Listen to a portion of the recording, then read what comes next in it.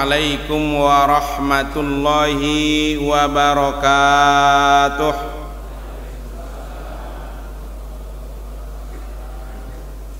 Alhamdulillahi rabbil alamin. Wabihi nasta'inu ala umurid dunya waddin. Wassalatu wassalamu ala ashrafil anbiya'i wal mursalin wa ala alihi wa sahbihi ajma'in. Asyhadu an la ilaha illallah wahdahu la syarikalah, lahul mulku wa lahul hamdu yuhyi wa yumitu wa huwa ala kulli syai'in qadir. Wa asyhadu anna Muhammadan abduhu wa rasuluhul mujahidin at-tahirin. Allahumma salli wa sallim wa barik ala Muhammadin wa ala alihi wa sahbihi wa man tabi'ahum bi ihsanin ila yaumiddin. Ma'asyiral muslimin wal muslimat rahimakumullah. Bapak-bapak dan ibu-ibu hadirin yang dirahmati, yang dimuliakan Allah Subhanahu wa taala. Segenap para asatidz, para hujat, para tokoh masyarakat yang kita muliakan, mudah-mudahan kita semuanya yang hadir di tempat ini diberkahi dan diridhoi Allah Subhanahu wa taala. Yang sama-sama kita muliakan para sesepuh, para orang tua baik bapak maupun ibu, pengurus DKM Masjid Jami' Harapan Jaya. Mudah-mudahan semuanya dalam lindungan Allah Subhanahu wa taala. Kita doakan mudah-mudahan semua keluarga kita menjadi keluarga yang sakinah, mawaddah, warahmah. Anak cucu keturunan kita menjadi anak cucu yang sholih dan sholihah.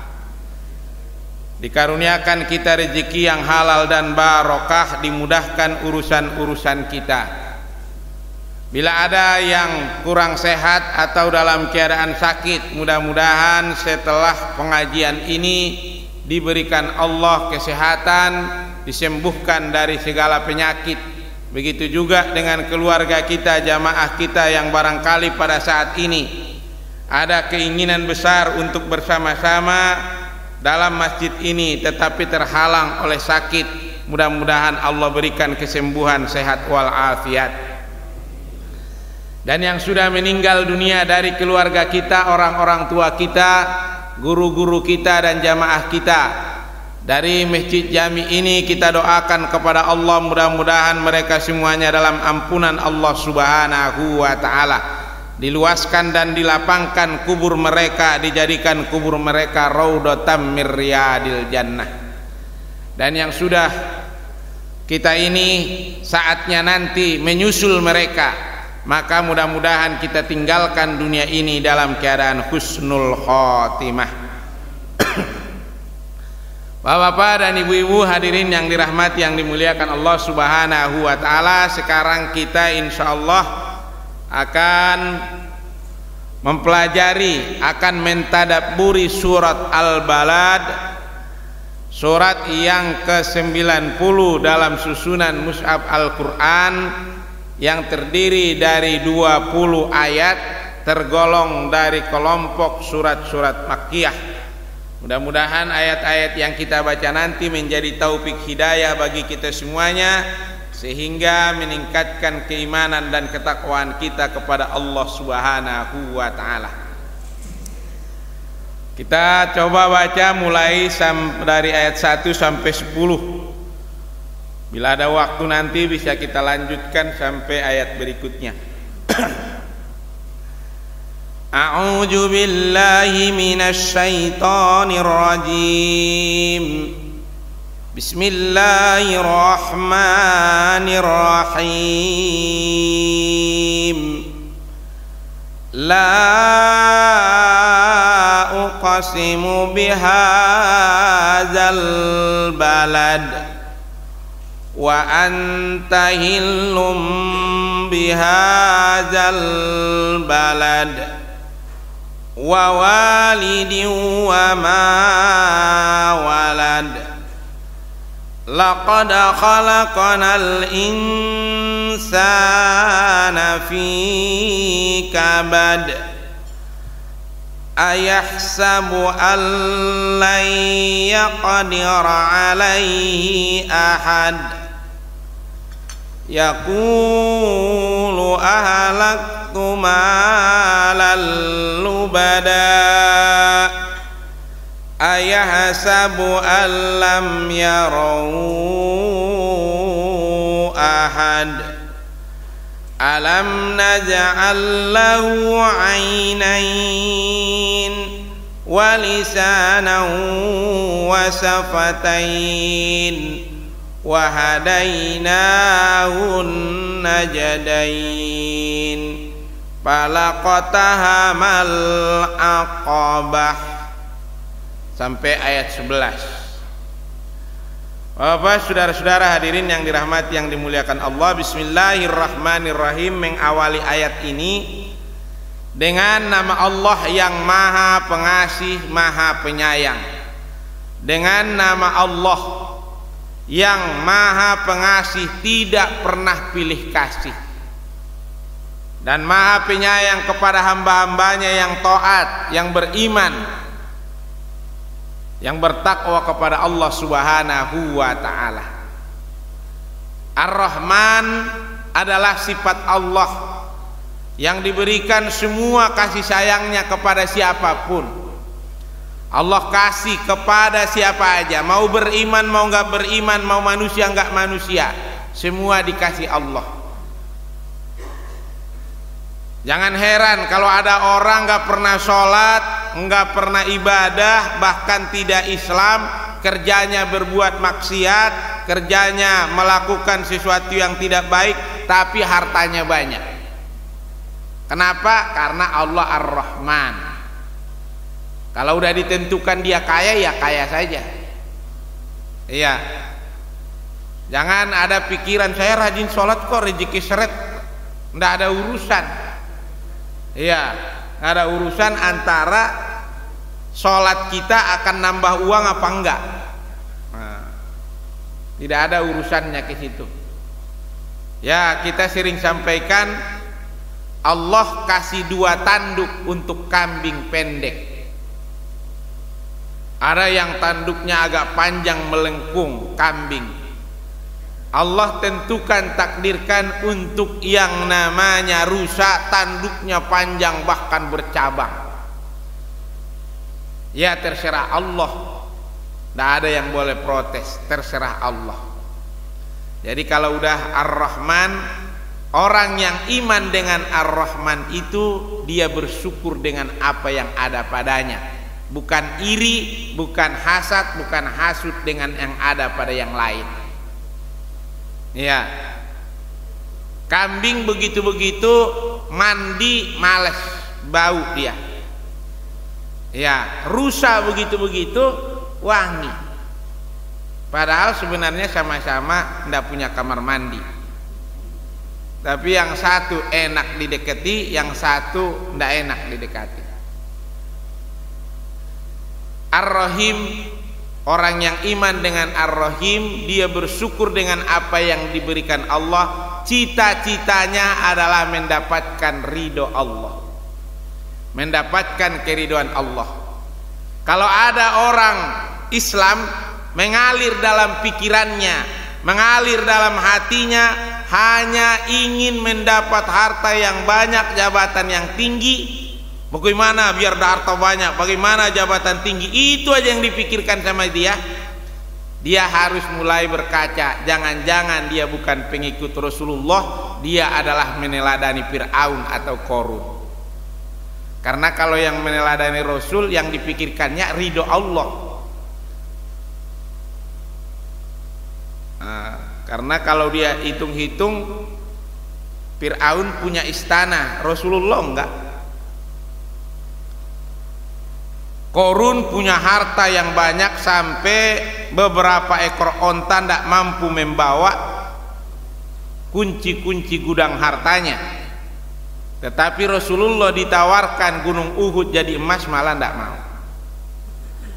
Jadi Ar-Rahim adalah tujuan hidup kita, mencari ridho Allah. Tidak apa-apa punya harta banyak, nggak apa-apa punya jabatan, asalkan itu untuk keridhoan Allah. Syukur alhamdulillah kalau punya harta yang banyak tapi di atas ridhonya Allah Subhanahu wa taala. Syukur alhamdulillah punya jabatan yang tinggi tetapi di atas ridhonya Allah Subhanahu wa taala. Bapak dan Ibu hadirin yang dirahmati yang dimuliakan Allah Subhanahu wa taala, sekarang kita lihat ayat pertama, la uqsimu bihadzal balad. Aku benar-benar bersumpah dengan kota Mekah ini. Al-balad di sini adalah Mekah. Bihaja berarti menunjukkan dekat. Karena ada haja, ada tilka, ada jalika. Kalau itu menunjukkan jauh. Kalau haja ini menunjukkan dekat. Tapi di sini dimulai dengan kata la. Padahal la itu artinya tidak. Jadi kalau diterjemahin huruf per huruf, tidak aku bersumpah dengan kota ini. Tapi maknanya adalah aku benar-benar bersumpah dengan kota ini. Kenapa? Karena la di situ menunjukkan begitu pentingnya. Seperti orang bilang kalau soal berbakti sama orang tua, udahlah, tidak usah diomongin lagi, itu udah penting banget. Dibilang tidak usah diomongin tuh.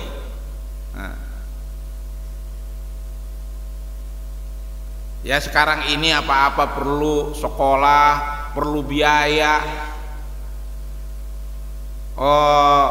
Urusan-urusan rumah tangga biayanya juga lumayan. Makanya kalau udah yang namanya ngomongin duit itu udah tidak usah diomongin lagi. Tidak usah diomongin lagi, padahal saking perlunya diomongin. Tuh, tidak usah lagi dibilangin. Ini juga la uqsimu bihadzal balad.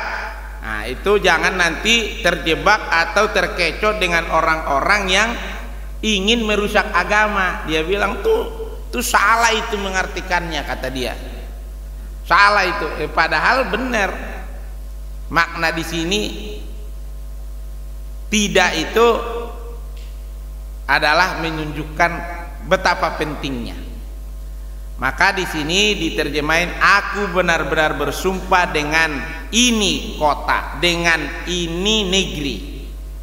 Yang dimaksudkan adalah kota Mekah. Karena kota Mekah adalah kota yang memang atau daerah yang memang sejak dunia ini ada sudah menjadi pusat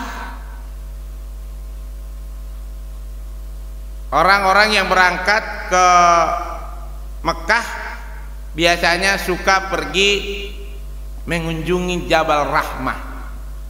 Jabal Rahmah adalah sebuah bukit yang dalam sejarah dikisahkan tempat bertemunya Nabi Adam alaihissalam dengan istrinya Hawa setelah keluar dari surga. Jadi nggak ketemu di Monas, nggak ketemu di Ancol, ketemunya di Jabal Rahmah. Dan Jabal Rahmah itu adanya di Mekah. Adanya di Mekah. Makanya Allah bersumpah bihadzal balad. Beda dengan Pak Adam yang ada di kampung kita dengan Bu Hawa yang ada di kampung kita, ketemunya kadang-kadang Sumarekon. Kalau ini enggak. Kemudian negeri ini sudah diperbaiki yang namanya Ka'bah di situ sejak ada Nabi Adam dan direnovasi kembali pada zaman Nabi Ibrahim. Ibrahim alaihissalam yang tadinya tinggalnya di Palestina datang ke sono jauh-jauh. Perintah Allah, antarkan tuh anakmu, baru punya anak, baru bertahun-tahun berdoa kepada Allah, disuruh diantar ke situ. Ismail nggak disuruh antar ke tempat lain, suruhnya diantar ke Mekah. Kemudian Allah juga bercerita wattini wazzaitun wa turi sinina bihadzal baladil amin, bahwa ini kota adalah kota yang aman, negeri yang aman. Ketika Rasulullah di saat tahun kelahiran Rasulullah lahir, udah pernah kita ceritakan bahwa tentara Abraha datang menyerang. Justru penduduk Mekahnya nggak menyambut serangan itu dengan menyerang pula, tetapi mereka serahkan kepada pemilik dari rumah itu. Akhirnya yang menyerang bukan orang, yang menyerang kelompok tentaranya Abraha itu justru diserang oleh Toiron Ababi. Jadi ini adalah kota yang memang, kemudian Ibrahim berdoa agar ini menjadi kota yang diberkahi, kota yang aman dan seterusnya. Nanti insya Allah kita akan sampai kepada ayat-ayat yang berkenaan dengan itu. Bapak-bapak, saudara-saudara sekalian, kalau bicara tentang Mekah, maka setiap orang biasanya muncul kerinduan. Jadi kalau di dunia ini kampung pertama manusia adalah Mekah. Jadi karena itu kampungnya, maka wajar kalau rindu. Jangankan yang Islam, yang bukan Islam pun kalau dibilang Mekah itu ada sesuatu. Jadi kita yang Islam, apa yang terbayang? Pasti yang terbayang adalah suatu rangkaian ibadah. Orang kalau dibilang Mekah langsung yang kepikir haji umroh. Di Arafahnya wukuf. Dan tidak ada orang yang pulang dari Mekah itu yang merasa udah saya nggak sono-sono lagi, capek. Rata-rata selalu pingin lagi ke sana.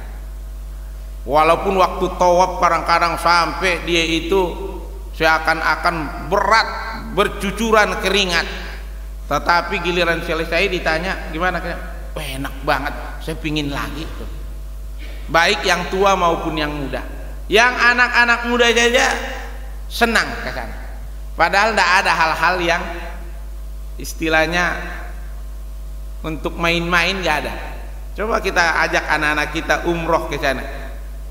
Pulang dari sana padahal remaja, di sana dia bukan main bola, bukan main game, tapi senang. Karena ya itu kampung pertama kita. Bapak-bapak yang udah lama meninggalkan kampung halamannya, ada yang sudah mungkin 30-40 tahun meninggalkan kampung halaman, tetap ada kerinduan ingin pulang ke kampung. Cuman karena udah nggak ada siapa-siapa di sana, kadang-kadang kita pingin pulang, nyampe di sono kurang sambutan. Iya, udah nggak ada. Kadang-kadang itu yang bikin kita ini. Tapi kalau ditanya rindu kampung itu tetap. Di dunia ini kampung kita pertama adalah bihajal balad, kota Mekah. Disitulah Allah takdirkan lahir seorang manusia terbaik di sepanjang hidup manusia di dunia ini. Manusia yang terbaik itu adalah Muhammad Rasulullah SAW, lahirnya di Mekah. Ya, makanya Al-Quran berbahasa Arab, karena Nabi yang agung itu lahir di kampung yang berbahasa Arab.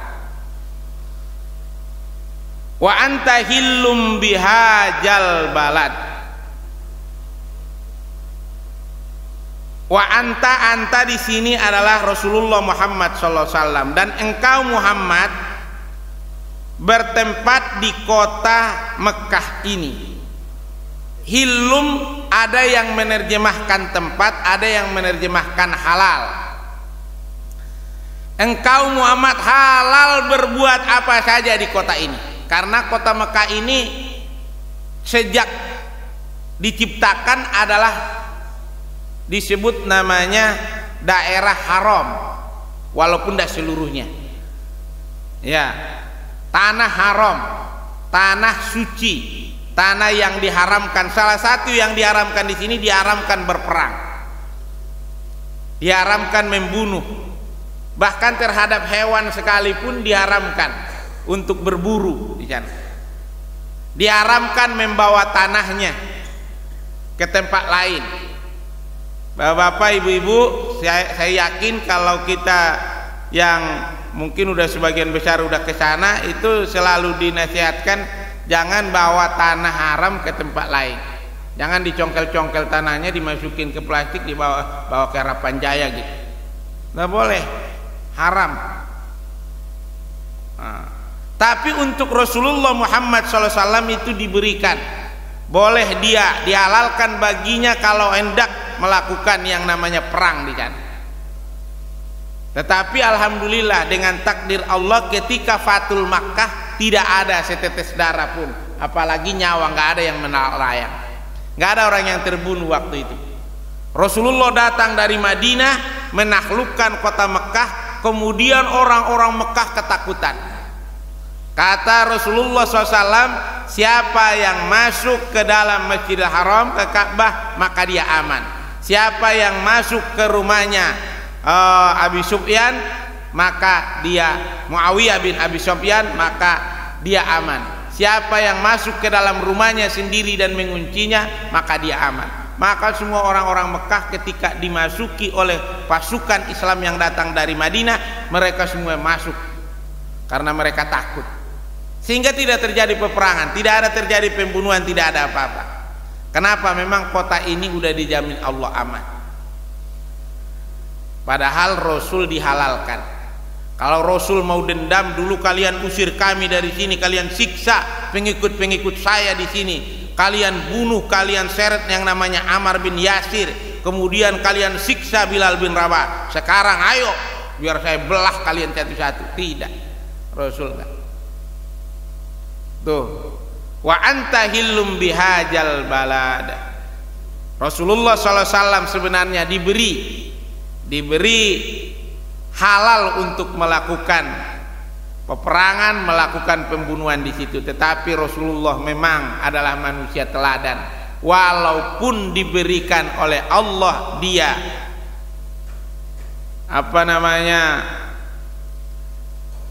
kehalalan untuk melakukan itu, dia nggak melakukannya.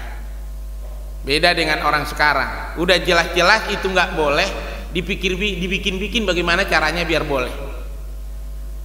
Nggak boleh. Kalau masih umur 17 tahun nggak boleh ber-KTP, dibikin-bikin aturannya biar punya KTP. Itu orang sekarang. Kalau Rasul nggak dikasih, nggak mau, tetap mengikuti mana yang terbaik. Tuh. Ini kadang-kadang karena dia lurah, anaknya boleh pakai KTP, tapi nggak di negeri kita, di negeri antah berantah. Wa walidi wa ma walad, dan demi bapak dan anaknya. Wa walidin, bapak di sini, walid di sini ada yang menerjemahkan adalah Nabi Adam alaihissalam dan keturunan-keturunannya. Tapi ada yang juga menyebut wa walidin itu maksudnya adalah anak dan bapak itu adalah Ibrahim dan Ismail, karena Ibrahim mengantarkan anaknya dan istrinya dan anaknya Ismail itu ke tempat itu, ke Bakkah. Waktu itu Bibakkah, karena dalam logat Arab ba kadang-kadang dibaca mim. Bibakkah, Makkah tuh. Wa walidi wa ma walad. Tetapi yang paling bagus, yang paling populer adalah semua ayah dan anak. Setiap ayah dan anaknya, dan demi bapak dan anaknya. Kenapa di sini dipilih bapak bukan ibu? Ya Allah tentukan begitu, karena memang masalah nasab, masalah garis turunan adalah faktor bapak. Orang-orang yang katanya paham atau memahami ilmu masalah keturunan itu memang soal anak itu mau laki atau perempuan tergantung bapaknya. Karena kalau ibu itu katanya XX, kalau bapak XY. Ya. Jadi kalau bapaknya menurunkan kromosom Y, maka yang akan lahir adalah laki-laki. Tapi kalau bapaknya yang menyalurkan X, ya XX, ya jadinya perempuan. Makanya tergantung bapaknya. Ini ada bapak ngancem, kalau besok kamu lahir lagi perempuan, anak pertama udah perempuan, kedua perempuan, ketiga perempuan, keempat perempuan, kalau yang kelima perempuan lagi saya kawin lagi gitu. Lah, yang salah dia, bininya dia ini. Ada begitu katanya Pak. Iya. Nah. Jadi wa walidi wa ma walad. Jadi demi bapak dan anaknya. Jadi tidak usah berkecil hati di sini para ibu. Kenapa di sini dipilih bapak? Karena pada ayat-ayat yang lain sering juga disebut ibu. Bahkan dalam hadis Rasul ketika ditanya kepada siapa kami berbakti ya Rasul, setelah kepada Allah dan Rasulnya, ya disuruh kepada ibu. Siapa lagi? Ibu. Siapa lagi? Ibu. Ummuka, ummuka, ummuka. Baru nanti abuka. Ketiga. Kenapa Pak ibu 3 kali? Karena ada kerjaan ibu yang nggak bisa dilakukan oleh bapak 3. Pertama adalah mengandung. Mengandung itu kerjaan ibu. Tidak ada bapak yang bisa mengandung. Kenapa? Karena yang punya rahim cuman ibu. Bapak-bapak namanya doang bisa Abdul Rahim tapi nggak pernah punya rahim. Yang kedua adalah melahirkan. Melahirkan. Yang ketiga menyusui. 3 ini tidak bisa dilakukan bapak. Mencari nafkah, banyak ibu yang mampu mencari nafkah buat anak-anaknya.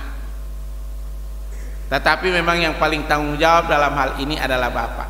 Jadi pekerjaan bapak dalam hal anak, ibu bisa ambil alih. Tapi pekerjaan ibu yang 3 ini nggak bisa diambil alih oleh bapak. Makanya walaupun di sini wa walidi wa ma walad, jangan berkecil hati ibu-ibu dan demi bapak dan anak-anaknya, karena garis keturunan memang dari faktor ayah.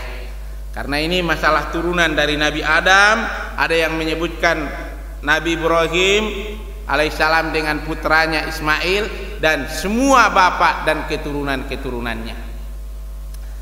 Allah bersumpah dengan itu. Kemudian kalau ayat-ayat diawali dengan sumpah-sumpah seperti ini menunjukkan perlu kita perhatian khusus. Keseriusan, ada apa sampai Allah bersumpah? Laqad khalaqnal insana fi kabad. Sesungguhnya kami telah menciptakan manusia berada dalam susah payah. Jadi manusia ini memang hidupnya harus penuh tantangan.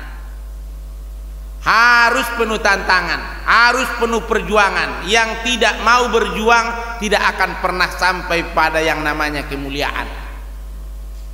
Maka harus berjuang.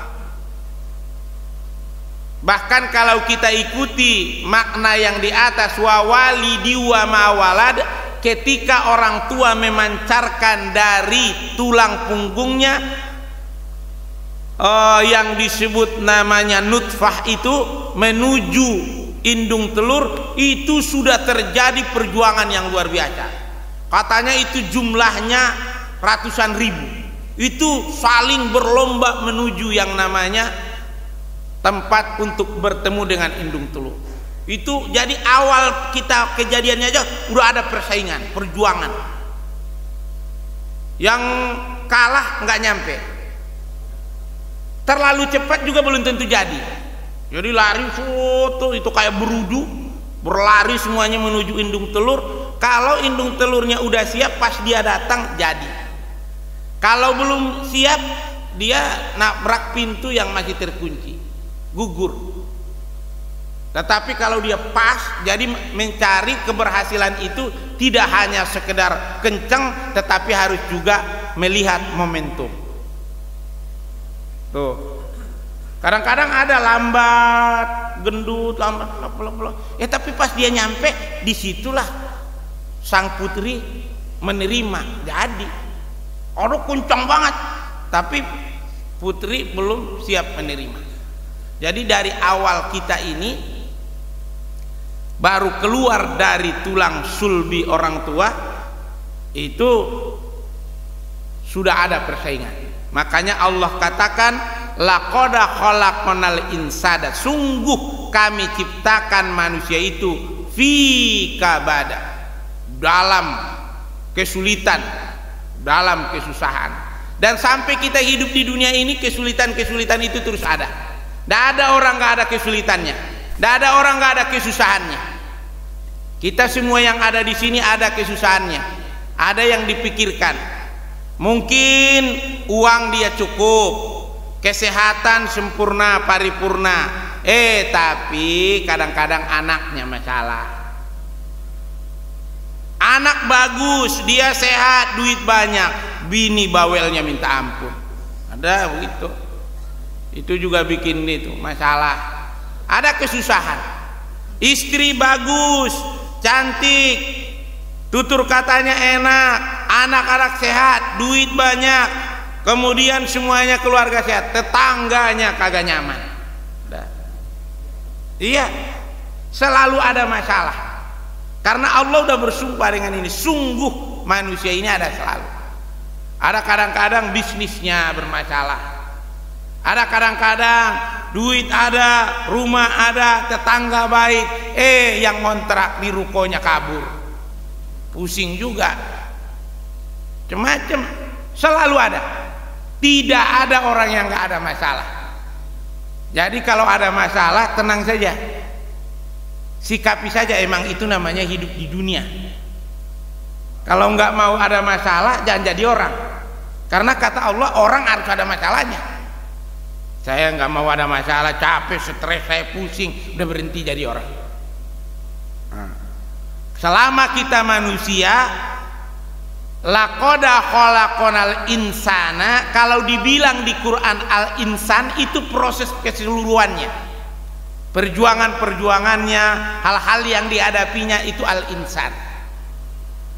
Makanya al-insan ini ada yang disebut namanya sifat salah dan lupa. Sifat salah dan lupa itu al-insan. Dan al-insan ini harus selalu berpikir yang jernih. Dalam kaidah mantik ada disebutkan, kaidah mantik itu ada disebutkan al-insanu hayawanun natik. Manusia itu adalah hewan yang berpikir. Kalau cara berpikirnya udah hilang, tidak berpikir sehat, dia tinggal menjadi hewan. Al-insanu hayawanun natik. Jadi memang manusia itu harus rasional. Ya kalau ada masalah memang harus ada masalah. Yang perlu cari solusinya dengan cara-cara terbaik. Jadi hidup ini pikabad, selalu ada masalah, selalu ada hal-hal sulit yang akan kita hadapi, selalu ada tantangan baik secara individu, keluarga, masyarakat maupun bangsa dan negara. Bangsa dan negara kita sekarang juga lagi ada kesulitan. Mungkin kesulitan ekonomi, mungkin kesulitan politik, mungkin kesulitan-kesulitan yang lain. Hadapi dengan benar. Kalau enggak dihadapi dengan benar, maka yang akan muncul adalah kesulitan-kesulitan baru. Akan muncul keretakan, akan muncul kesusahan. Jadi hidup manusia itu tidak bisa tanpa ada kesusahan. Tidak bisa, harus ada kesusahan. Dan ini sudah dialami orang-orang sebelum kita. Jadi yang ngalamin kesulitan ini bukan kita aja. Orang tua kita dulu juga udah. Orang tuanya orang tua kita juga dulu udah mengalami kesusahan. Dengan berbagai macam. Mungkin kesusahannya nggak sama. Orang tua zaman dulu, di zaman kakek nenek kita kadang-kadang urusan makanan saja dulu sulit. Sampai kadang-kadang telur dibagi 4, 1 telur dibagi 4. Kadang-kadang nggak cukup dibagi 4 saja, ditambahin pakai anuan kelapa. Kelapa diparut, dicampur itu biar agak banyakan. Iya. Jadi gitu. Itu dulu kesulitan-kesulitan, belum lagi kesulitan transportasi zaman dulu. Sekarang alhamdulillah pelan-pelan udah ada yang bisa diatasi, tapi muncul kesulitan-kesulitan lain. Muncul kesulitan-kesulitan yang lain. Jadi hidup ini memang harus ada tantangan, dan dengan tantangan itulah manusia harus hidup berjuang dan ketika perjuangan itu bisa diselesaikan dengan baik, maka ada rasa kebahagiaan, ada rasa kepuasan. Itu sudah dari sejak awal. Orang tua kita Adam alaihissalam, Nabi Adam alaihissalam dan istrinya itu perjuangannya di dunia luar biasa. Udah pernah kita sampaikan di sini. Ketika dia tinggal di surga, semuanya serba ada. Mau makan ada makanan, mau minum ada minuman. Ketika ditaruh ke dunia, ya Allah, mau makan susahnya bukan main. Masalah makan aja susahnya bukan main. Kenapa? Saat itu semua nggak ada, panci nggak ada, kompor nggak ada. Jadi kalau Nabi Adam mau makan itu susahnya minta ampun. Tapi sekarang soal makan diberi kemudahan oleh Allah kalau ada duit, bisa GoFood. Zaman Nabi Adam bagaimana mau GoFood? Tukang ojek belum pada bangun, nggak bisa apa-apa. Nabi Adam kalau mau makan ngejar yang namanya, misalnya kalau burung yang dia pingin makan ngejar burung. Kalau kita sekarang pingin makan apa namanya, bebek goreng, udah ayam goreng nggak usah nyari ayam, udah ada, tinggal mesen. Kalau orang Nabi Adam dulu harus kejar-kejar ayam kemana-mana tuh, mana nggak ada temen. Kalau sekarang kan, kalau zaman kita di kampung dulu ngejar ayam ajak temen, kamu dari sono saya dari sini gitu. Nabi Adam dirian sendiri ngejar sendiri. Tuh kita nggak bisa bayar, makanya Nabi Adam itu diciptakan, diceritakan itu tubuhnya besar, lebih tinggi dari orang-orang sekarang. Kenapa? Karena kadang-kadang dia pingin makan ya. Kita sekarang aja kalau motong kambing perlu teman megangin. Lihat kalau lagi Idul Kurban, pegangin sini baru. Lah Nabi Adam mau motong kambing waktu itu sendiri. Iya, kalau kambing masih bisa diusahain. Loh kalau dia Nabi Adam motong sapi tuh sendiri, tuh repot luar biasa. Repotnya luar biasa. Jadi Bapak saudara-saudara sekalian, jangan dipikir Nabi Adam itu, orang tua kita itu enak-enak saja di dunia. Perjuangannya luar biasa. Dibandingkan dengan perjuangan kita sekarang nggak ada apa-apa. Bahkan begitu juga lah orang tua kita dulu ngomong sama kita, perjuangan dia dulu luar biasa. Kamu sekarang udah enak, kata dia. Sekarang kita ke anak kita ngomong begitu.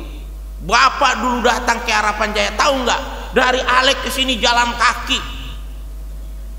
Belum ada angkot, kamu sekarang ini aja ke Alek, malas tuh, kata kita ke anak kita. Kata anak kita, salah sendiri aja, kenapa lahir duluan. Nanti dia juga begitu ke anaknya, selalu ada tantangan, selalu ada yang harus diperjuangkan dalam hidup ini. Tetapi pada hakikatnya Bapak dan Ibu hadirin yang dirahmati Allah Subhanahu wa taala, perjuangan kita adalah memperjuangkan nilai dan kebenaran, bukan sekedar memperjuangkan yang namanya kesenangan dan kenikmatan yang sifatnya adalah kesenangan hawa nafsu.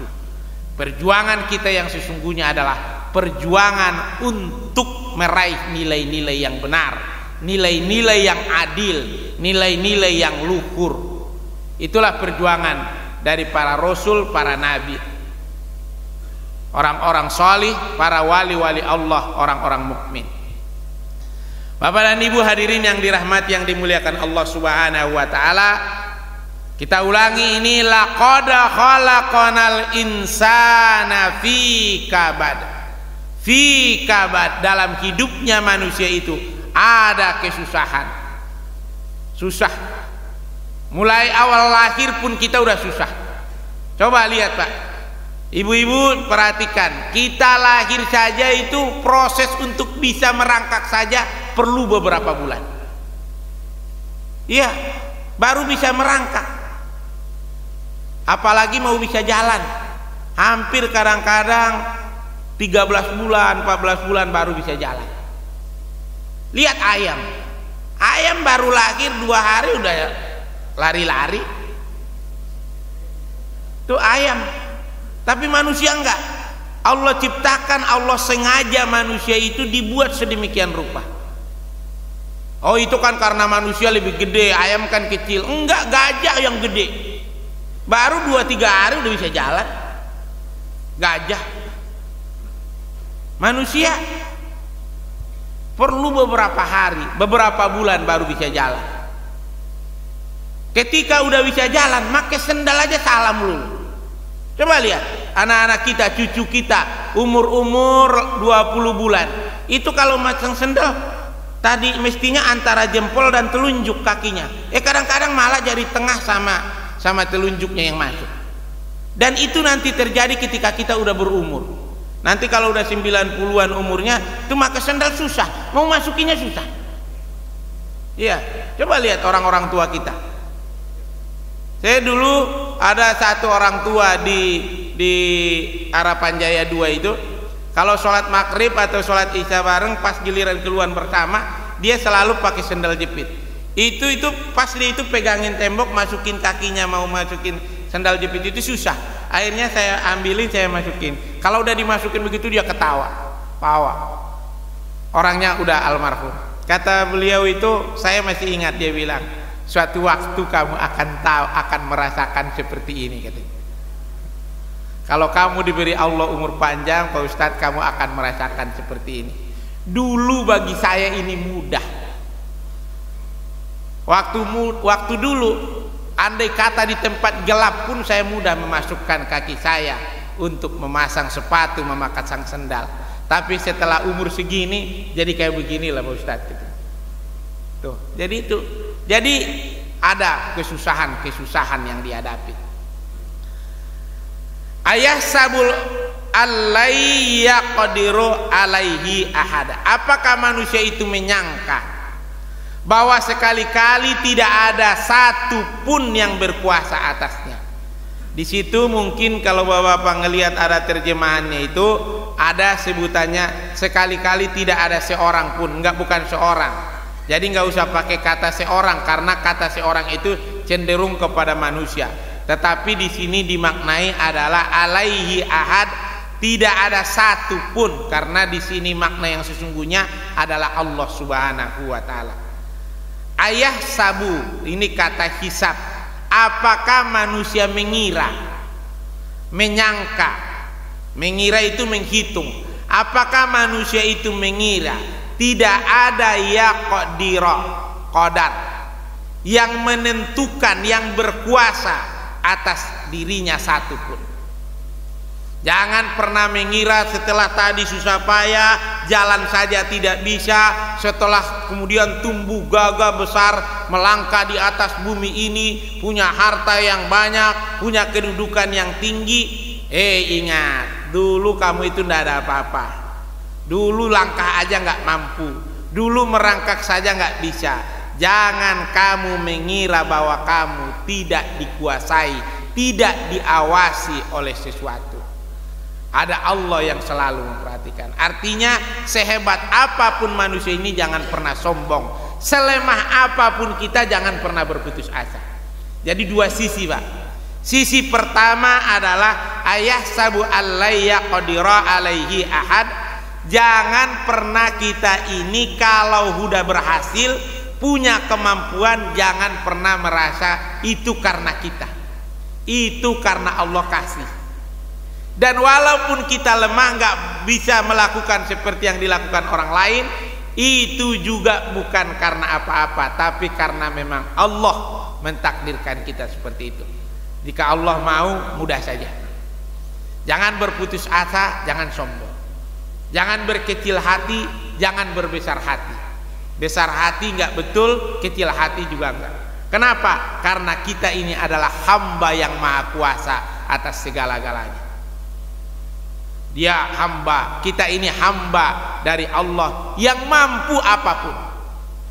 Kalau dia kehendaki, apapun bisa.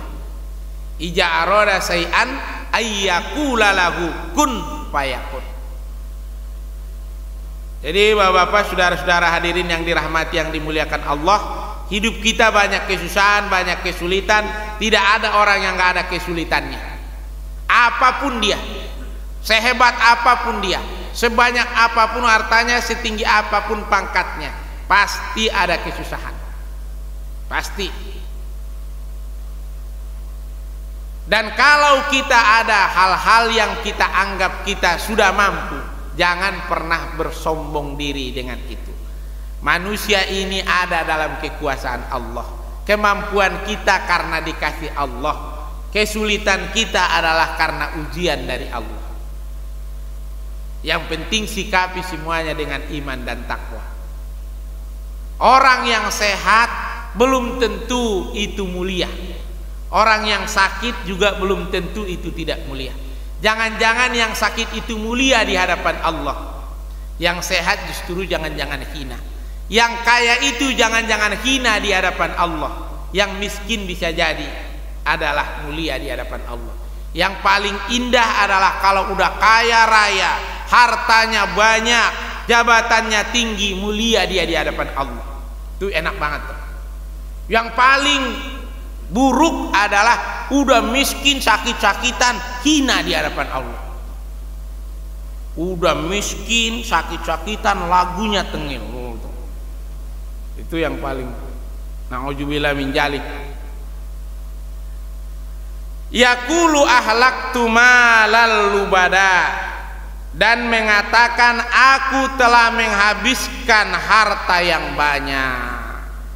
Nih ada orang-orang yang angkuh, yang sombong, saya udah menghabiskan harta yang banyak.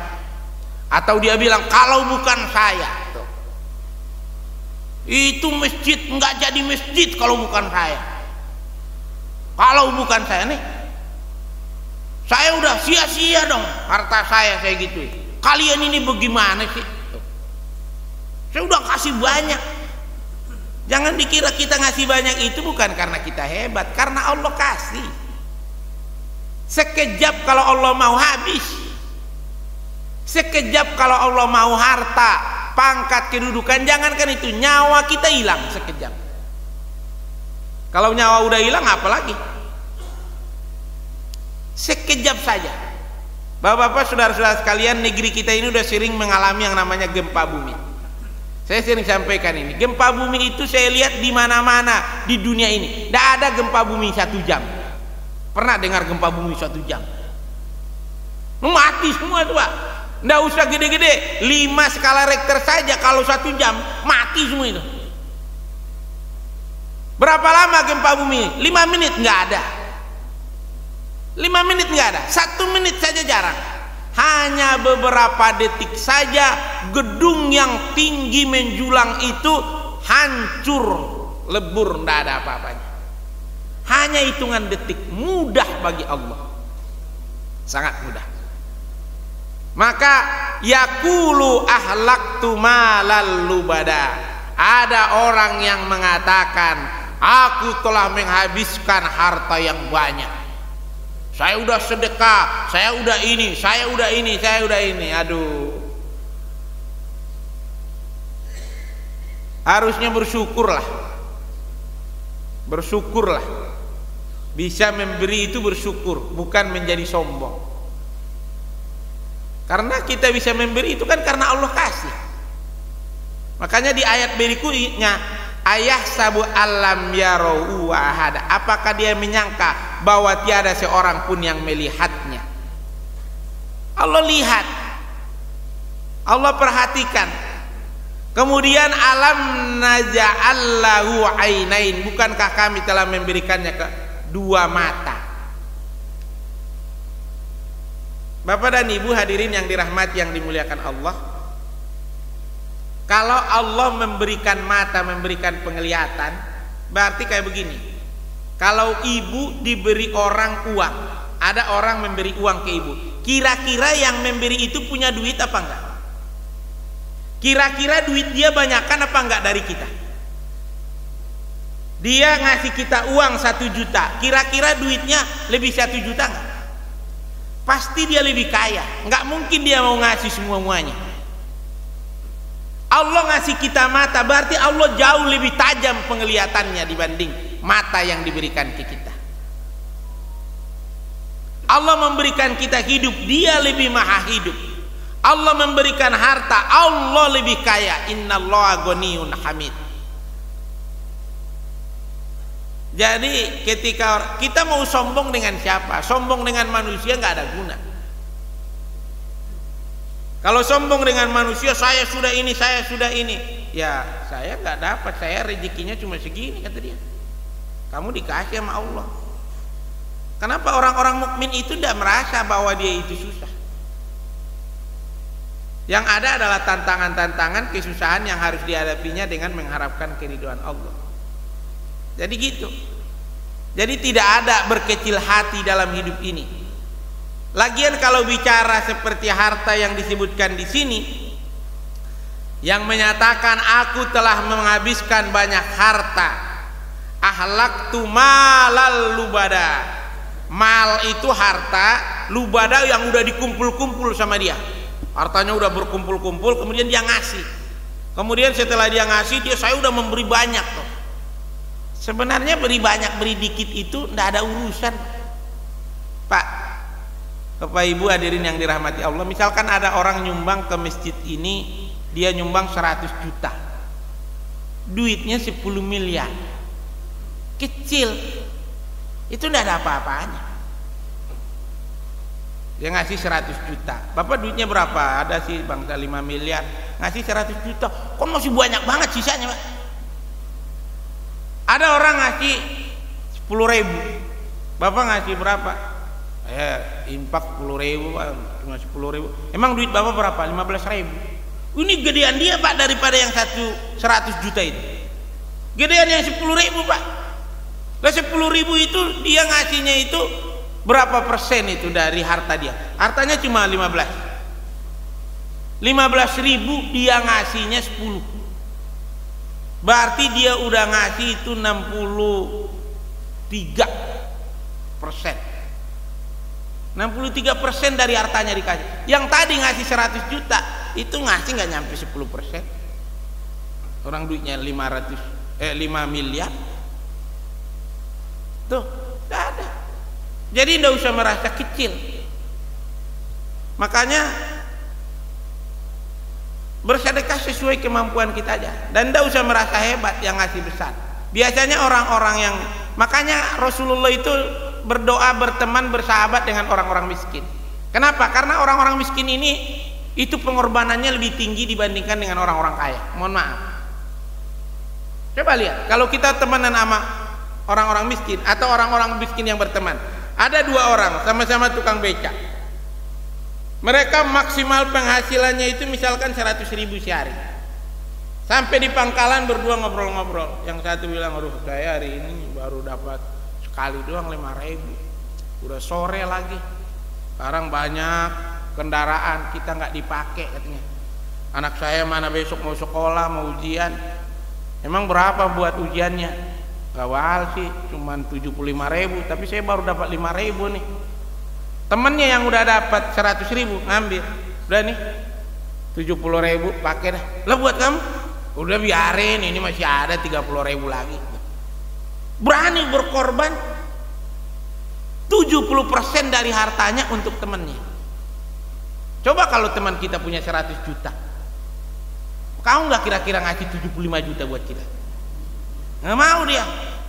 Kalau dia ngasih 1 juta juga udah gede banget. Tapi bicara persentase, makanya pengorbanan orang-orang miskin biasanya jauh lebih hebat dibandingkan dengan, makanya Rasul itu bilang dia ingin bersahabat, berteman dekat dengan orang-orang miskin. Kenapa? Orang-orang miskin itu ketulusannya luar biasa, tulus ya. Tapi bukan berarti kita mendoakan kita jadi miskin, enggak, tapi perlu menjadi ketulusan. Tulus itu luar biasa. Coba kadang-kadang di masa kita dulu susah, di masa bapak-bapak dulu masih zaman-zaman nggak ada kerjaan, baru datang dari kampung, itu kadang-kadang kita punya duit 500 perak, makan di warteg itu 300 perak, itu kita bisa neraktir teman tuh. Kamu udah makan? Belum. Ayo makan dah. Padahal duit kita cuma 500. Sekarang kadang-kadang setelah udah punya, kadang-kadang diem aja ngelihat kesusahan orang lain. Tuh repot. Jadi ini harta malal lubada, dikumpul-kumpulkan, setelah dikumpul-kumpulkan dia kasih gede-gede, lantas dia ngomong kemana-mana, itu nggak jadi kalau bukan saya, kalau bukan saya. Padahal dunia ini udah ada sebelum kita ada, dan nanti dunia ini tetap berjalan kalaupun kita mati. Jadi nggak usah merasa hebat. Jangan merasa pernah hebat siapapun manusianya, baik yang kaya maupun yang miskin. Wah, kalau bukan saya, dari zaman dulu dunia ini udah ada sebelum kita ada. Dan dunia ini akan terus berjalan kalaupun kita nanti mati. Nanti kalau saya udah nggak ada, ini kok kacau. Enggak kacau. Udah banyak yang meninggal. Presiden aja udah ada yang banyak yang meninggal, nggak ngapa-ngapa. Indonesia tetap Indonesia. Iya. Soekarno dulu kita andal-andalkan. Iya, memang bagus di zamannya. Ketika Soekarno udah meninggal, ya muncul ada pemimpin yang baru. Jadi jangan pernah merasa kitalah karena kitalah, tidak ada apa-apanya kita itu. Kita ini tidak ada apa-apanya. Bahkan udah sering kita sampaikan, nanti kalau saatnya kita meninggal dunia, saking tidak ada apa-apanya kita, teman akrab kita, tetangga kita biasa-biasa aja tuh. Warung tetap buka, tidak ada. Ada yang meninggal, iya tadi tutup sebentar, saya ke sono, setelah itu dia buka lagi.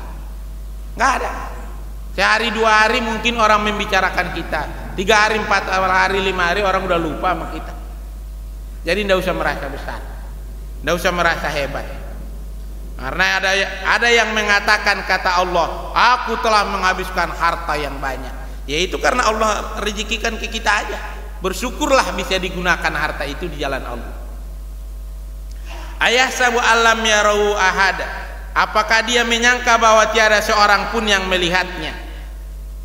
Apakah dia menyangka bahwa tiada satu pun yang melihatnya? Selalu ada Allah yang melihat kita.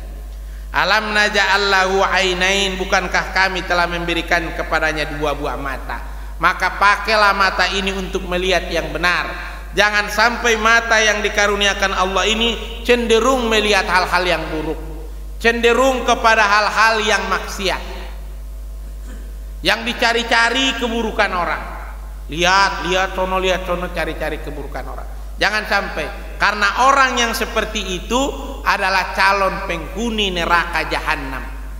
Orang yang menggunakan matanya, penglihatannya adalah untuk yang namanya keburukan, calon penghuni neraka jahanam, dan mereka itu termasuk golongan orang-orang yang sama dengan hewan balhum adol, bahkan lebih hina. Itu kata Allah, walaqad jarra'na li jahannama katsiran minal jinni wal ins lahum qulubun la yafqahuna biha wa lahum a'yunun la yubsiruna biha wa lahum ajanun la yasma'una biha ulaika kal an'am bal hum adall ulaika humul ghafilun.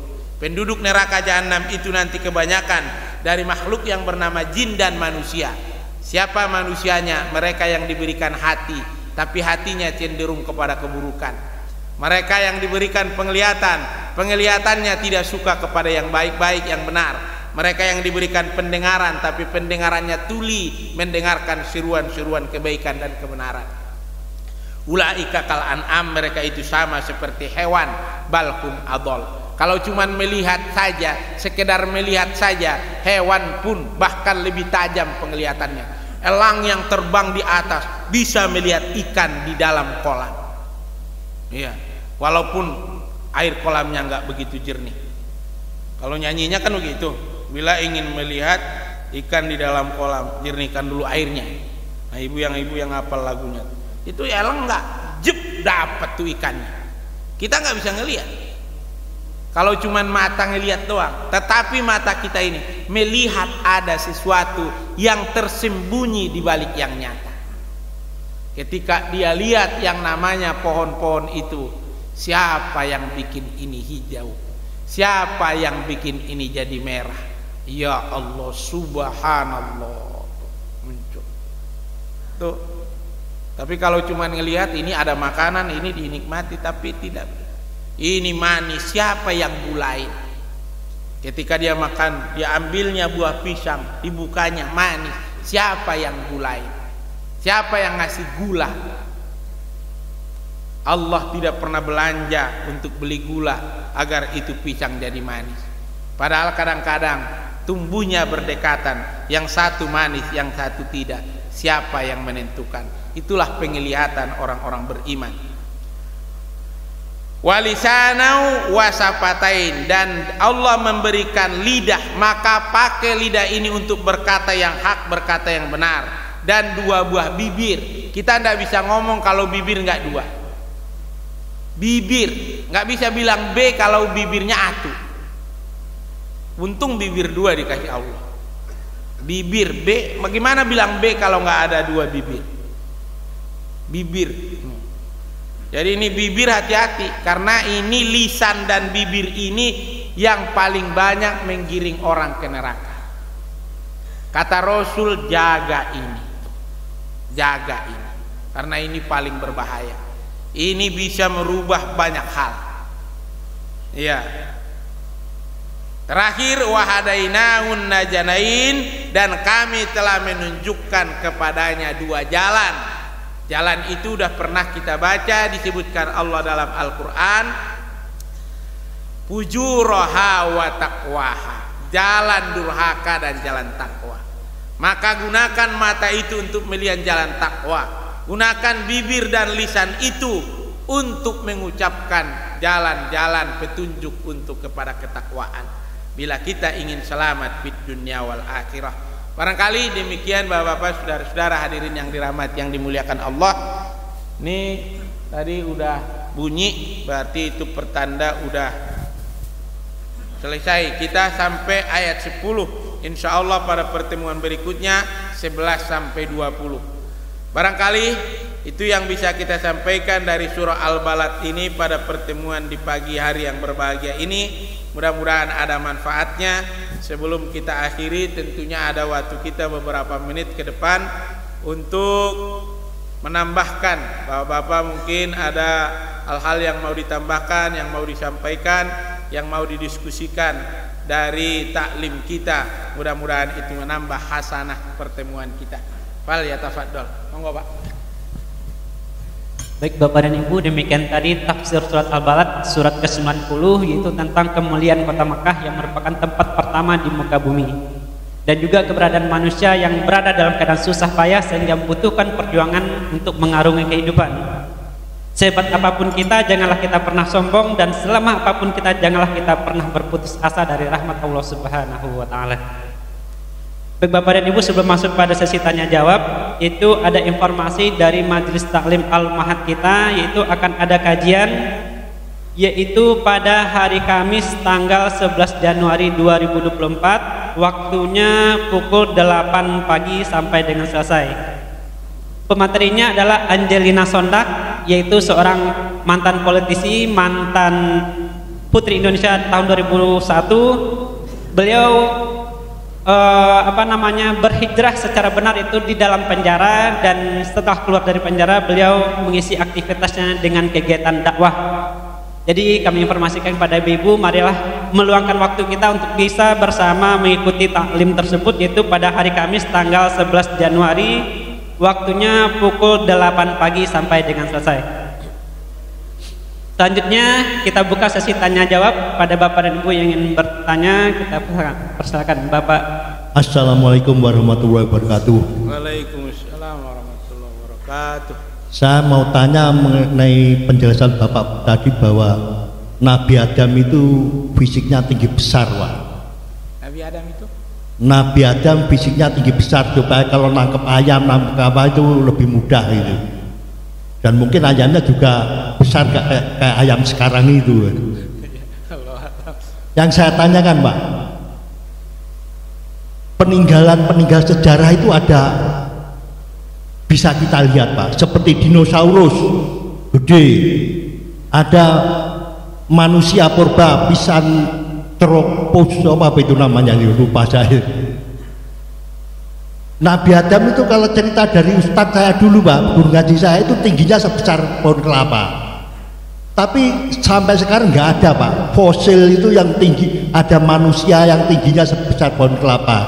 Jadi intinya menurut saya itu cerita itu kurang benar Pak, karena peninggal sejarah itu tidak ada.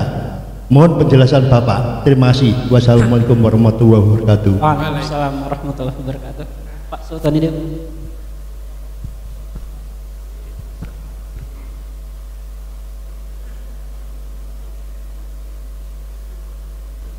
Assalamualaikum warahmatullahi wabarakatuh. Pak Ustadz, yang tadi yang dibahas Al-Balad 1-10, saya yang nomor 4 ini yang perlu saya tanyakan. Izin untuk saya membacakan surat keempat itu adalah A'udzubillahi minasyaitonirrajim. Laqad khalaqnal insana fi kabad, yang artinya sungguh kami telah menciptakan manusia berada dalam susah payah. Ini sebagai modelnya, balad di sini modelnya itu adalah di Mekah itu ya Ustaz ya. Di Mekah ya.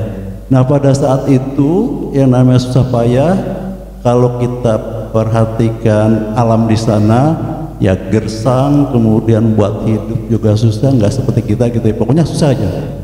Nah, sekarang kaitannya dengan Nabi Ibrahim.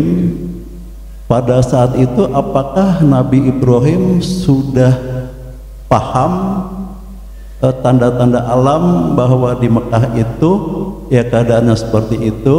Lalu dalam surat Al-Baqarah beliau berdoa yang bunyinya wa idz qala Ibrahim rabbi'al, dan seterusnya, yang artinya bahwa Nabi Ibrahim apakah sudah tahu bahwa ini nanti susah payah terus, lalu dengan doa ini artinya bahwa Allah itu memang yang susah dulu terus nanti netralisirnya dengan doa. Apakah seperti itu ya artinya makna dari surat Al-Balad ayat 4? Terima kasih. Assalamualaikum warahmatullahi wabarakatuh. Bismillahirrahmanirrahim.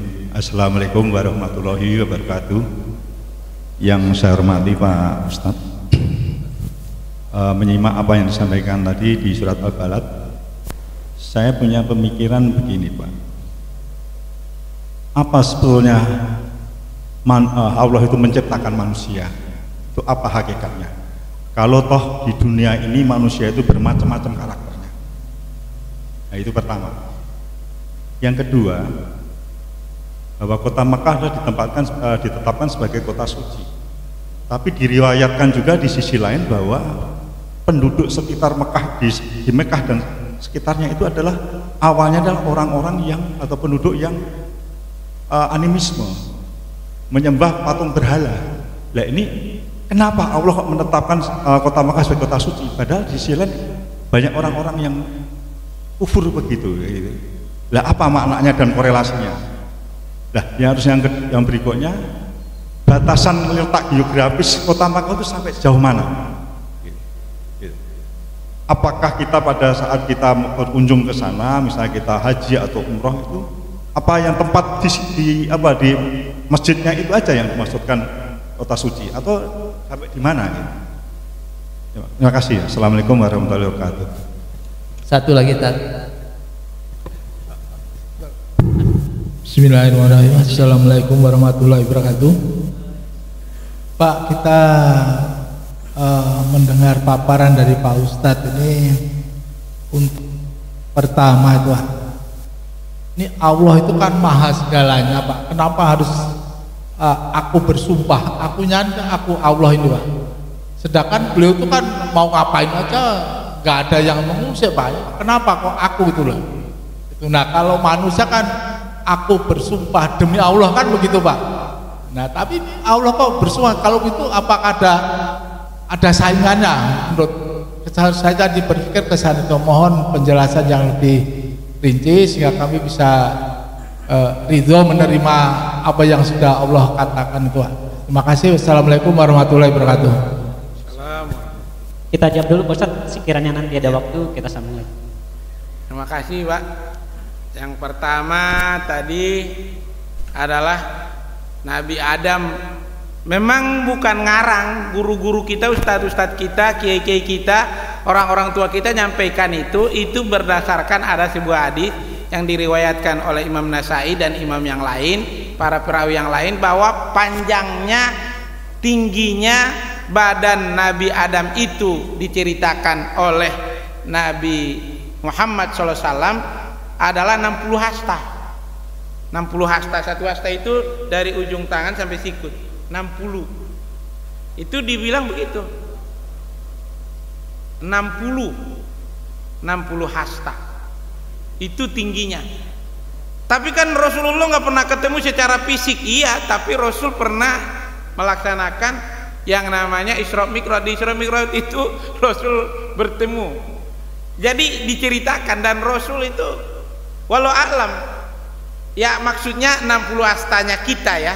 Tentu kalau untuk hastanya Nabi Adam ya tetap 4. Ya kan, hastanya Nabi Adam, hasta kita. Jadi, tapi kok nggak ada peninggalannya, nggak kelihatan. Bukan nggak ada, mungkin kita belum menemukan. Satu waktu kita nggak tahu. Dulu juga masalah dinosaurus, Pithecanthropus erectus itu dulu belum ditemukan. Lama-lama orang menemukan. Bertambahnya ilmu pengetahuan. Sampai sekarang masih banyak yang cari kapalnya Nabi Nuh. Di mana kapalnya Nabi Nuh?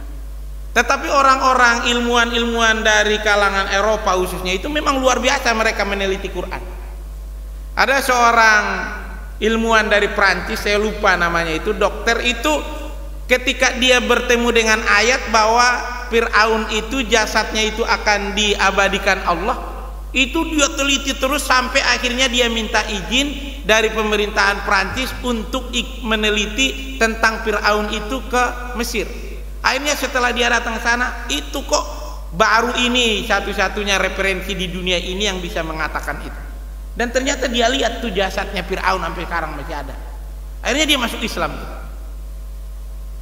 Ada lagi seorang dokter ahli kulit dari Thailand.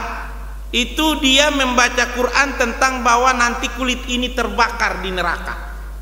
Dia itu ahli kulit, dia tahu bahwa sakit itu adalah antara kulit luar ini dengan daging. Di situ baru ada yang namanya rasa sakit. Dia teliti, dia pelajari, dia cari ayat-ayat Quran, akhirnya ketemu semuanya itu bahwa kulit itu memang itu yang menyebabkan orang nanti hilang rasa segala macam itu kepekaan ada pada kulit ini. Akhirnya dia masuk Islam. Jadi terus teliti bukan berarti belum ada, mungkin kita yang belum nemu. Iya.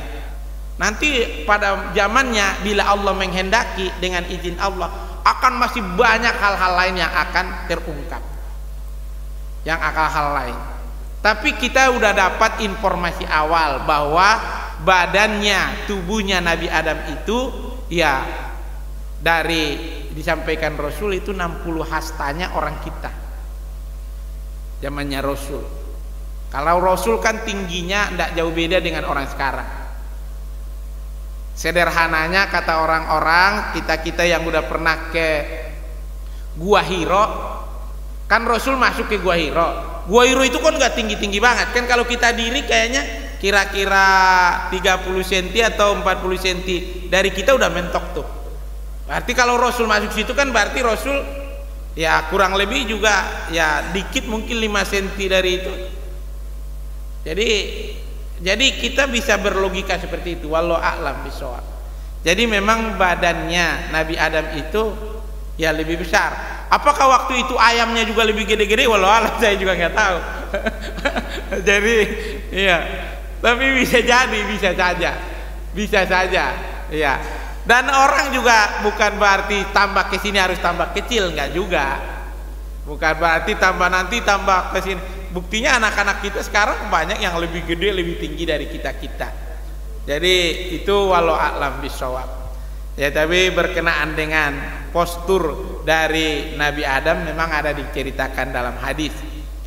Yang kedua tadi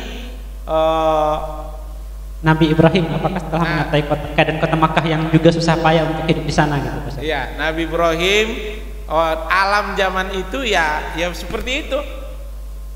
Tapi Allah beri kemudahan ketika mereka berjuang yang namanya ibundanya Ismail berjuang untuk mendapatkan air, lari ke sana kemari, akhirnya Allah munculkan air.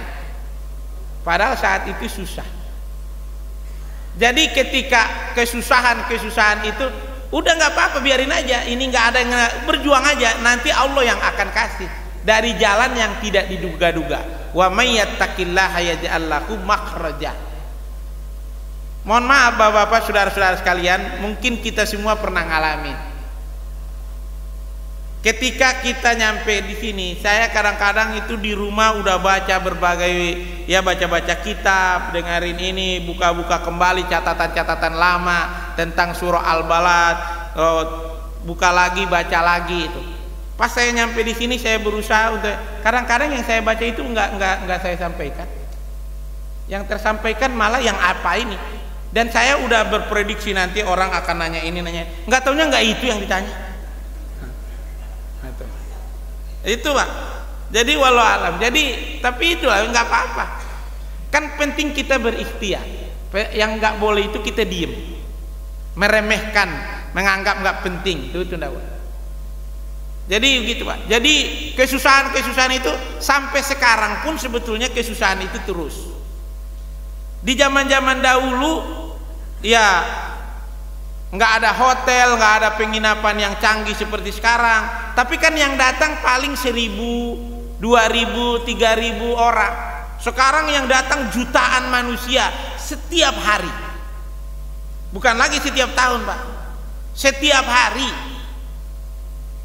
Dari berbagai negara di dunia ini tiap hari orang datang ke Mekah untuk umroh.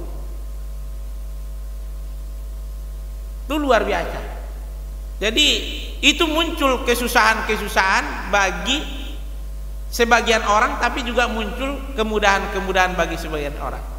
Jadi memang ini kesusahan-kesusahan yang ada, yang dialami itu akan terus ada, akan terus muncul. Nah, itu yang bisa saya tangkap tadi Pak dari pertanyaan itu.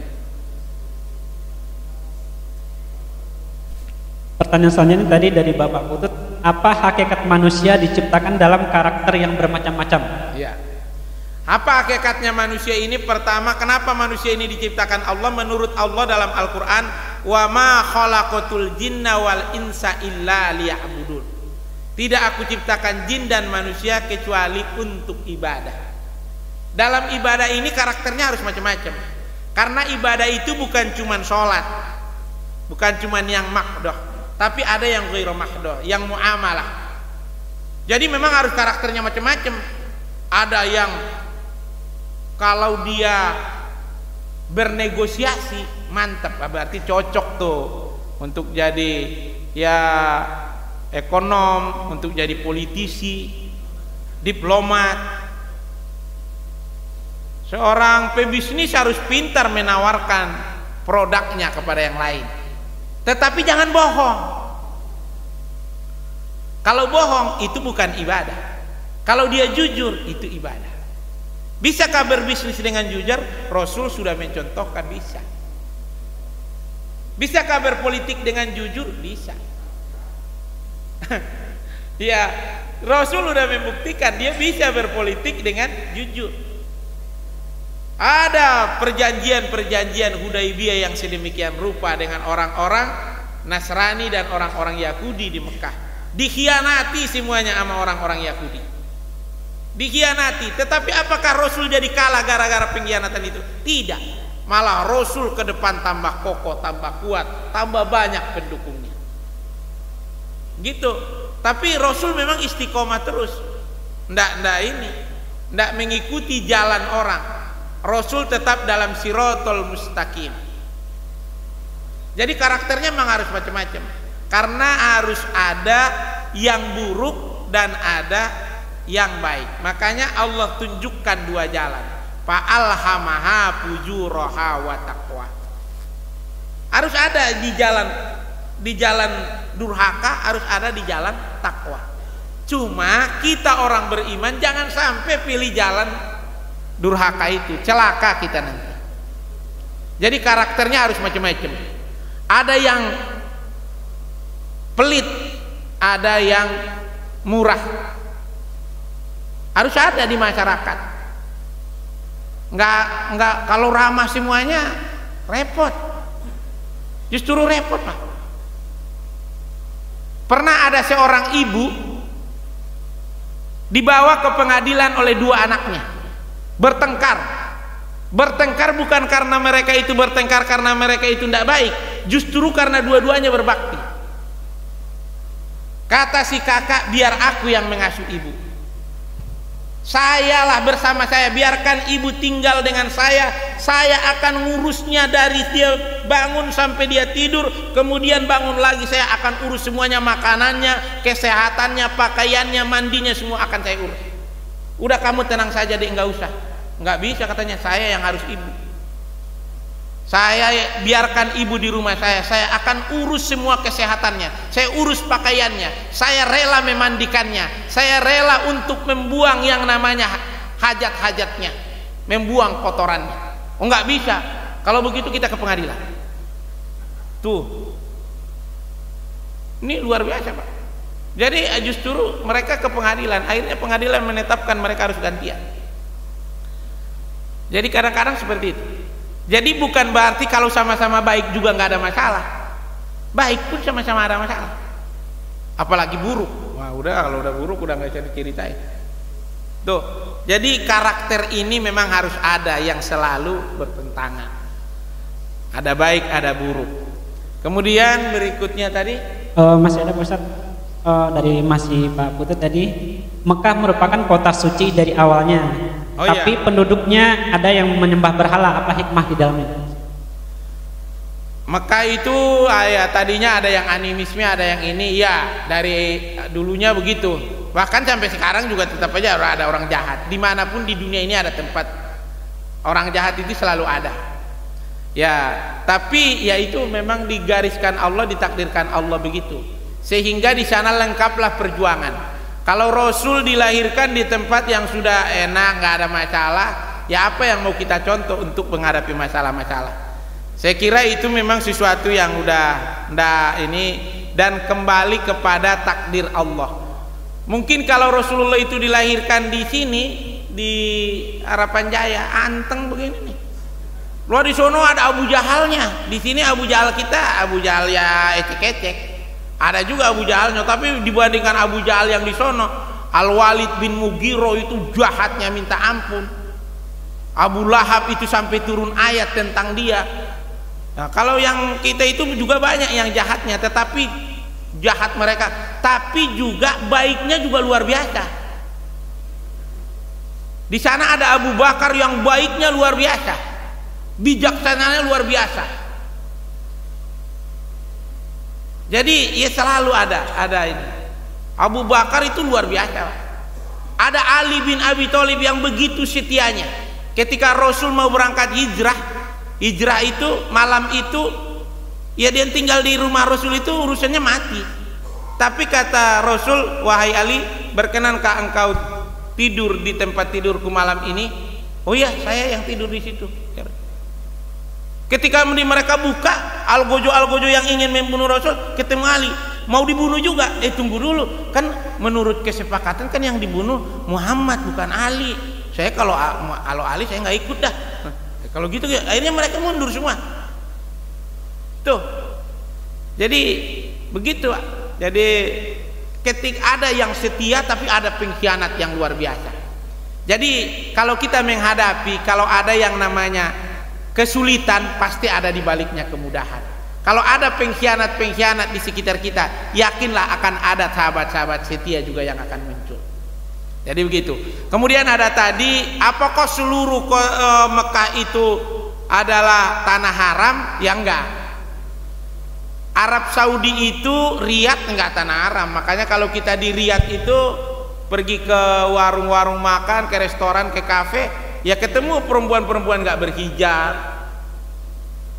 nggak pakai kerudung, nggak nutup aurat.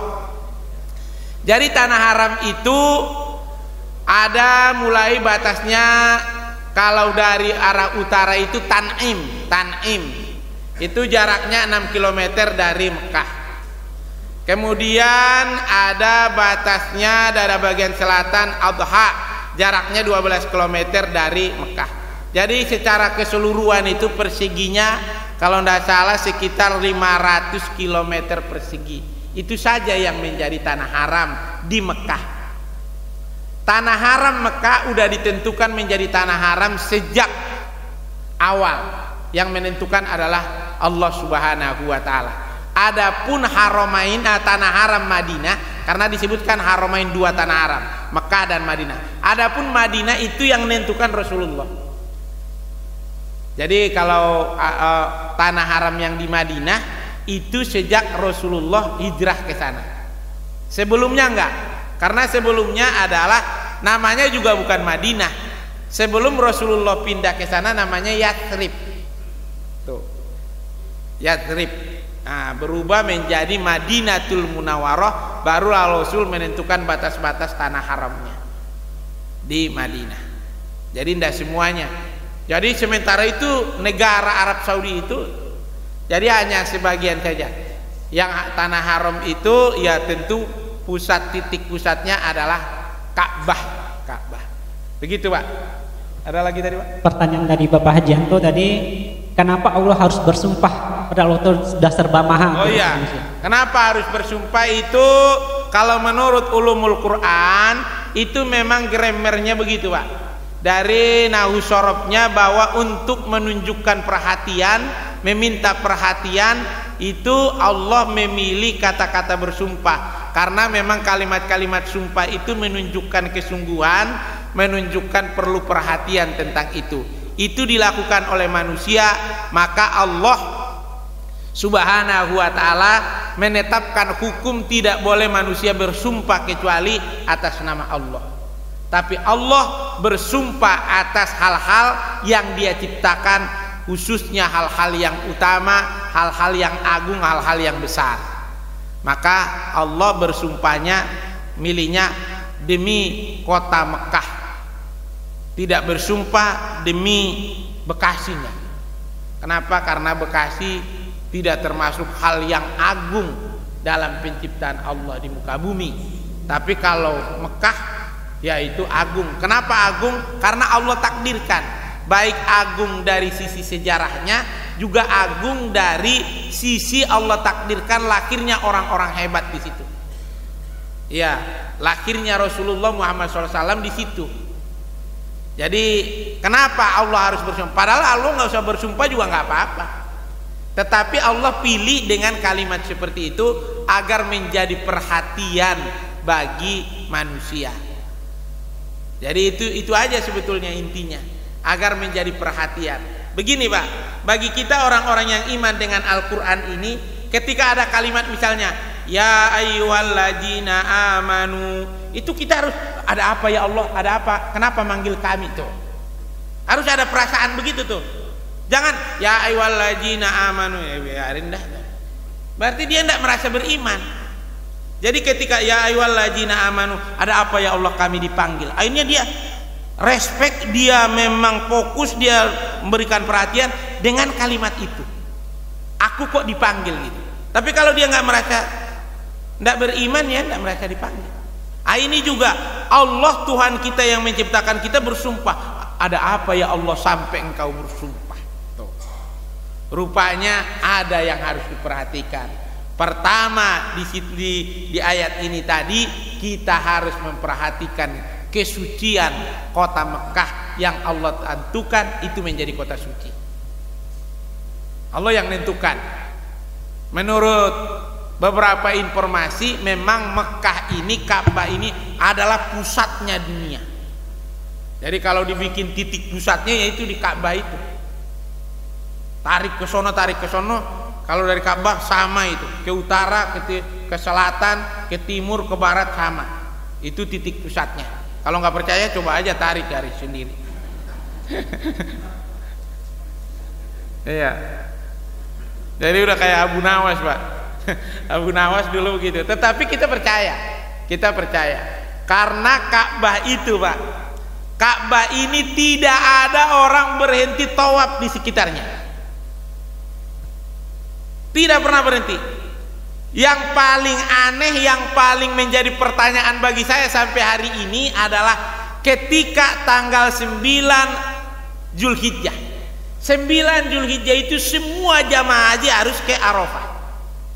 Semua jamaah haji harus ke Arafah. Tetapi orang yang tawaf di sekitar Ka'bah tetap banyak. Itu kita jadi heran. Padahal semua jamaah haji harus ke Arafah. Loh, itu yang tawaf siapa?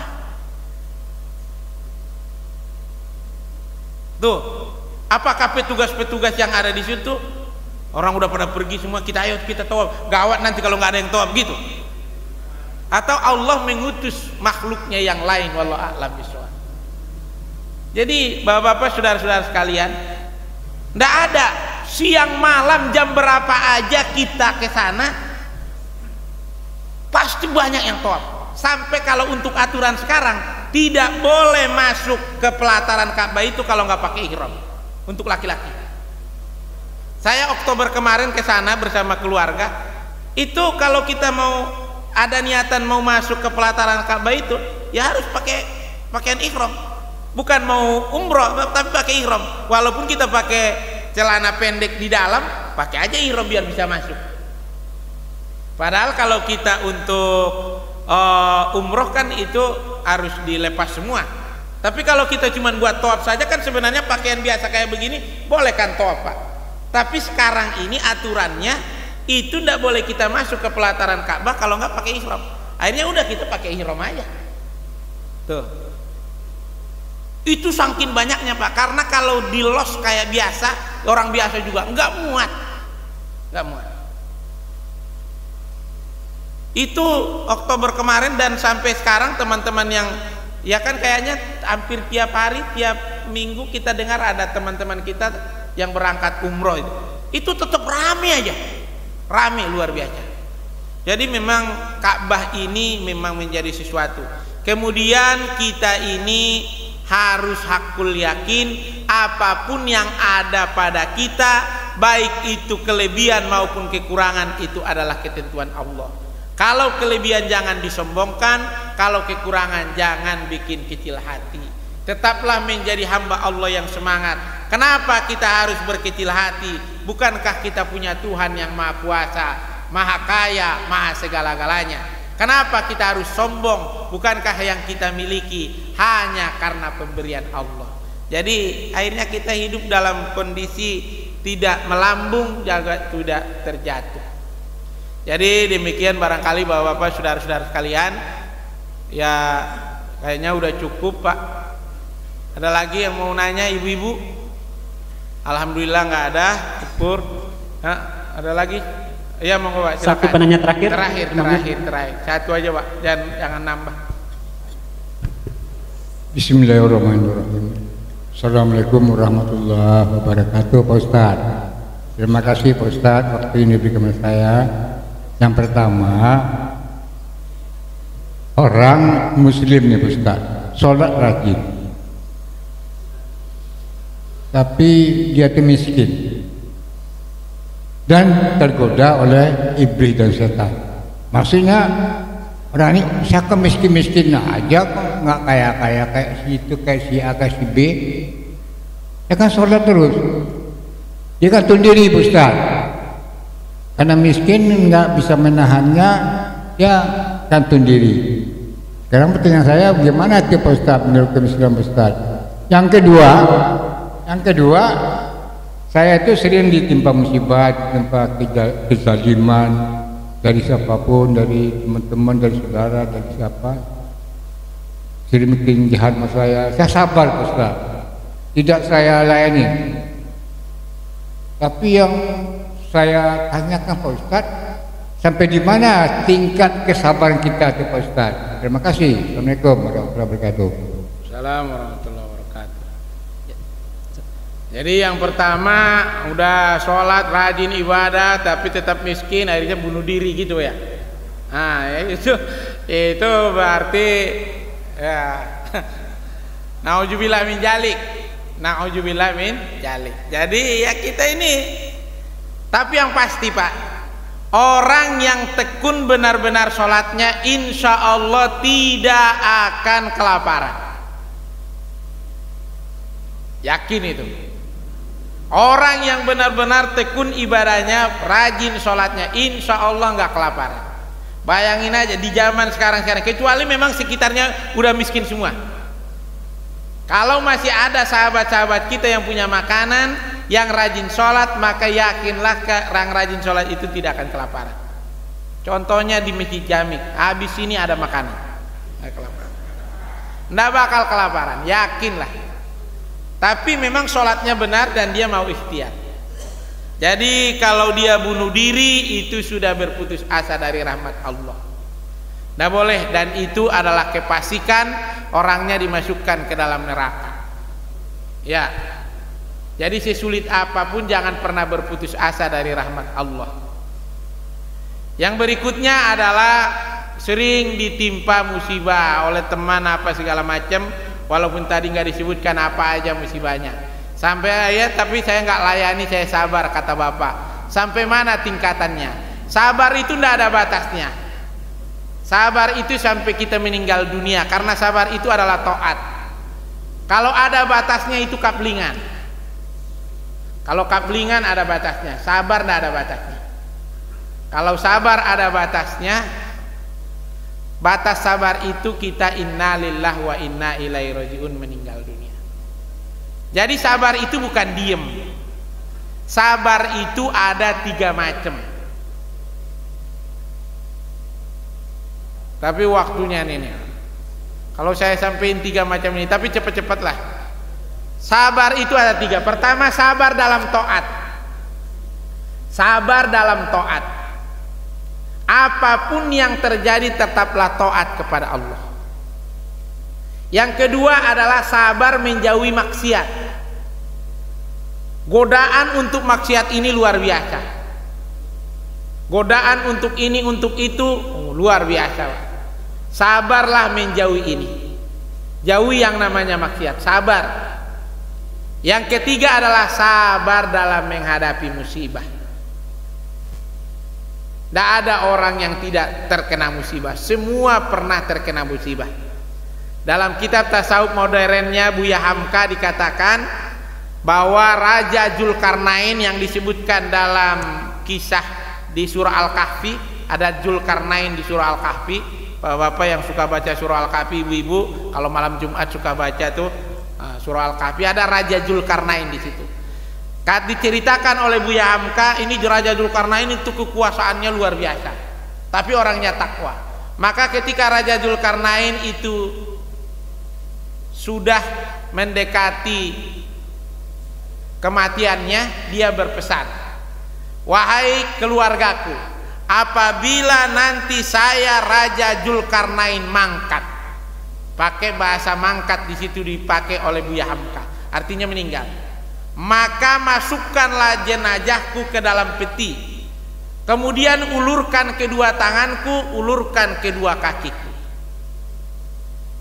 Apabila anak istriku ingin menangisi jenazahku, katakan kepada mereka, mereka baru boleh menangis kalau mereka temukan orang yang tidak akan mati dan tidak pernah kematian. Gak ada kan Pak? Pasti ada orang, mungkin kita belum mati, tapi kan kita udah pernah ditinggalkan. Entah ditinggalkan ayah kita, ditinggalkan ibu kita, ditinggalkan kakek nenek kita, mungkin bahkan ditinggalkan anak kita, bahkan bisa jadi ditinggal mati oleh cucu kita. Tuh, maka kata Raja Zulkarnain, mereka baru boleh meratapi jenazahku kalau mereka menemukan orang yang tidak pernah kematian dan dia tidak akan mati. Kemudian bawa jenazahku itu keliling seluruh jazirah kekuasaanku, agar orang-orang tahu bahwa Raja Zulkarnain yang gagah hebat ini telah meninggal dunia dan tangannya tidak mampu lagi menggenggam apa-apa. Tangannya kosong, gak punya bawa apa-apa. Orang akan tahu bahwa dunia ini akan kita tinggal, katanya. Jadi inilah, jadi kita jadi sabar. Toh semuanya ntar juga selesai. Selesai Pak. Sesulit apapun hari Ahad ini, besok akan hari Senin. Pasti itu. Sesulit apapun hari ini, besok akan berubah menjadi hari Senin. Dan begitulah selanjutnya. Dan itu tidak ada yang bisa nahan. Tidak ada yang bisa nahan. Kalau udah ditentukan misalkan 1 Syawal itu, sebut saja hari Kamis, bau punya opor mau nggak punya opor, lebaran tetap lebaran. Mau dapat THR nggak dapat THR, tetap saja hari raya berjalan. Tunggu dulu, belum dapat THR, nggak ada lebaran. Jadi begitu juga dengan hidup kita ini. Mau ada masalah, mau nggak ada masalah, mau takwa, mau fujur, mau dia durhaka, kalau nanti saatnya akan selesai semua. Jadi sabarlah dalam menghadapi semua ini. Sabar dalam taat, sabar jauhi maksiat, sabar dalam menghadapi musibah, masalah-masalah. Insya Allah itu aja kita bilang, Pak. Ntar juga selesai. Nggak selesai masalahnya, kita selesai hidupnya. Lagian memang masalah nggak bakal selesai. Kita meninggal, masalah tetap berlanjut. Jadi mudah-mudahan Allah memberkahi, meridui kita semuanya. Ya, mohon maaf yang setulus-tulusnya jika dalam penyampaian ini terdapat hal-hal yang kurang berkenan. Semoga taufik hidayah Allah tercurah kepada kita semuanya. Usikum wa nafsi bitaqwallah. Subhanakallahumma wa bihamdika asyhadu an la ilaha illa anta astaghfiruka wa atubu ilaik. Billahi taufik wal hidayah. Assalamualaikum warahmatullahi wabarakatuh.